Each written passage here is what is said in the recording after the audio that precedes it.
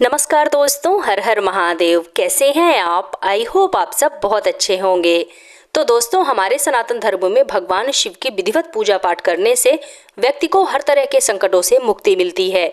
साथ ही भगवान भोलेनाथ का आशीर्वाद भी सदैव बना रहता है। शिवलिंग की पूजा के दौरान भक्त उन्हें जलाभिषेक, दुग्धाभिषेक, बेलपत्र, धतूरा, भांग, पुष्प आदि अर्पित करते हैं।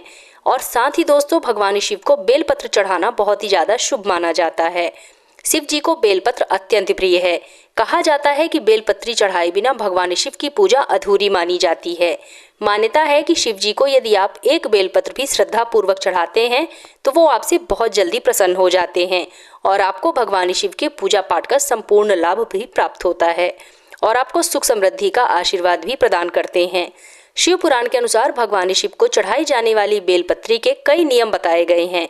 इन्हीं नियमों में ये भी बताया गया है कि भगवान शिव को चढ़ाई जाने वाली बेलपत्र आपको किस समय तोड़ना चाहिए और कुछ ऐसे दिन होते हैं जिस दिनों में आपको भगवान शिव को चढ़ाने के लिए बेलपत्र बिल्कुल नहीं तोड़ना चाहिए। यदि आप इन वर्जित दिनों में भगवान शिव को चढ़ाने के लिए बेलपत्र तोड़ते हैं तो भगवान शिव वो बेलपत्री कभी भी स्वीकार नहीं करते हैं। तो दोस्तों, शिव पुराण के अनुसार बेलपत्र चढ़ाते समय कुछ नियमों का पालन आपको अवश्य करना चाहिए। शास्त्रों के अनुसार कहा जाता है कि बेलपत्र सोमवार के दिन बिल्कुल नहीं तोड़ना चाहिए। माना जाता है कि इस दिन बेलपत्र तोड़ने से भगवान शिव रुष्ट हो जाते हैं। इसलिए यदि आप सोमवार के दिन बेलपत्र चढ़ाना चाहते हैं तो आपको एक दिन पहले यानी कि रविवार के दिन बेलपत्र तोड़कर रख लेना चाहिए, क्योंकि बेलपत्र कभी भी बासी नहीं होता है। रविवार को तोड़ी गई बेलपत्री को आप भगवान शिव को धोकर अर्पित कर सकते हैं। साथ ही दोस्तों, शिव पुराण में ये भी बताया गया है कि दोपहर के बाद अगर हम बेलपत्र तोड़ करके भगवान भोलेनाथ को अर्पित करते हैं तो भगवान भोलेनाथ उस बेलपत्री को कभी भी स्वीकार नहीं करते हैं।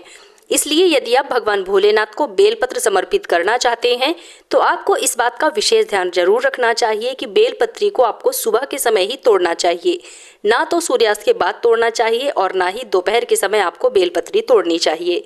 और भगवान को चढ़ाए जाने वाले फूल को भी सूर्योदय जब हो जाए यानी कि सूर्य की किरणें फैल जाए, उजाला हो जाए, उस समय ही आपको फूल भी तोड़ने चाहिए। और दिन में आप किसी भी समय फूल तोड़ सकते हैं। सूर्यास्त के पहले ही आपको फूल तोड़ने चाहिए, लेकिन फूल तोड़ते समय भी इस बात का ध्यान रखना चाहिए कि फूल को बिना नहाए ही आपको तोड़ना चाहिए।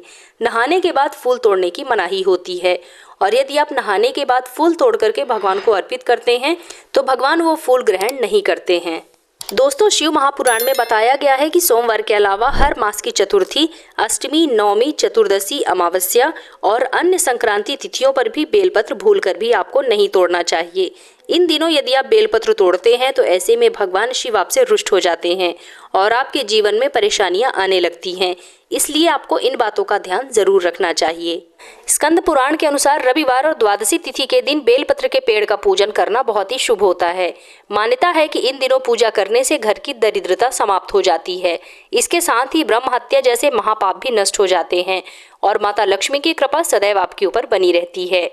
दोस्तों, शिव पुराण के अनुसार ऐसा कहा गया है कि बेलपत्र तोड़ने के करीब 6 माह तक बासी नहीं मानी जाती है। इसे आप अपनी श्रद्धा के अनुसार भगवान भोलेनाथ को अर्पित धोकर कर सकते हैं। शिव पुराण के अनुसार ऐसा कहा जाता है कि बेलपत्र तोड़ने के करीब 6 माह तक बासी नहीं होती है। इसे आप अपनी श्रद्धा के साथ भगवान भोलेनाथ को धोकर अर्पित कर सकते हैं। ऐसे में आपको कोई दोष नहीं लगता है। अगर आप शिव मंदिर गए हैं और आपके पास बेलपत्री नहीं है तो आप मंदिर से ही दूसरे लोगों की चढ़ाई हुई बेलपत्र को उठा लीजिए शिवलिंग पर से और फिर इसे धो करके भगवान शिव को चढ़ा दीजिए। यह भी बहुत ही ज़्यादा फलदायी मानी जाती है और इसमें आपको कोई दोष नहीं लगता है। साथ ही आपको बेलपत्री चढ़ाने का संपूर्ण फल भी प्राप्त होता है और भगवान भोलेनाथ आपसे प्रसन्न हो जाते हैं। तो यदि आपके पास बेलपत्री नहीं है तो आप बेझिझक ये काम कर सकते हैं। दोस्तों, बेलपत्र तोड़ने व चढ़ाने के अलावा आपको इस बात का हमेशा ध्यान रखना चाहिए कि जब आप बेलपत्री तोड़ें तो केवल बेलपत्री की पत्तियां ही तोड़ें। बेलपत्र को कभी भी टहनी समेत आपको नहीं तोड़ना चाहिए। ऐसा करने से भी भगवान शिव आपसे रुष्ट हो जाते हैं। साथ ही दोस्तों, यदि आप भगवान शिव को बेलपत्री अर्पित करना चाहते हैं तो बेलपत्री साफ सुथरी चिकनी होनी चाहिए।